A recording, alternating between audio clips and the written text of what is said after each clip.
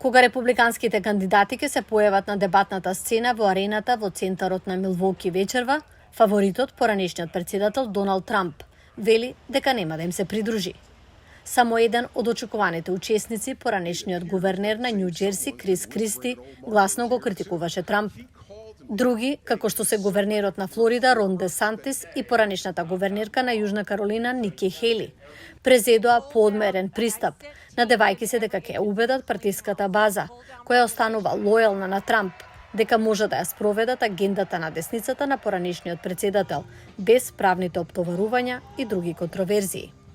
Потоа тука е и поранешниот подпредседател на Трамп, Мајк Пенс, кој го брани неговото потврдување на резултатите од изборите во 2020 година, што го направи спротивно на желбите на Трамп.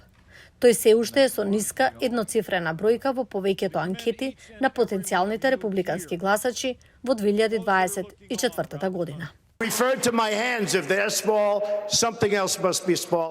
Дури и без Трамп на дебатната сцена да ги даде своите коментари, разговорот ќе биде главно за него, вклучително и за повеќе од 90 обвиненија за кривични дела, со кои се соочува поранешниот председател за наводни кривични дела извршени пред, за време и по неговата функција, предвидува професорот Стивен Фарнсворт од Универзитетот Мери Вашингтон.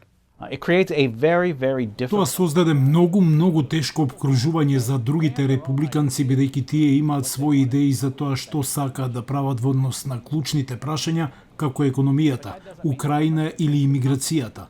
Но тоа не значи дека тие ќе имаат голема шанса да разговараат за тоа. Ќе бидат прашани за Доналд Трамп. Дебатата нема да биде многу значајна за Трамп. Тој сепак ќе биде фаворит без оглед на тоа што ќе се случи. Но за другите може да биде вирален момент, добар или лош, кој значително ги менува нивните анкетни бројки, забележува професорот Џордан Тама од Американскиот универзитет. Видовме од дебатите во минатите изборни сезони дека кандидатите понекогаш имаат момент во дебатата што завршува со дисквалификување затоа што изгледаат лошо.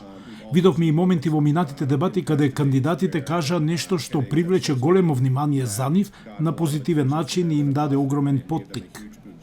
Секој кандидат на сцената вечерва ќе се надева дека нивниот настап ќе им даде шанса кога републиканската партија ќе се состане во градот, за да го избере својот кандидат за генералните избори во јули следната година.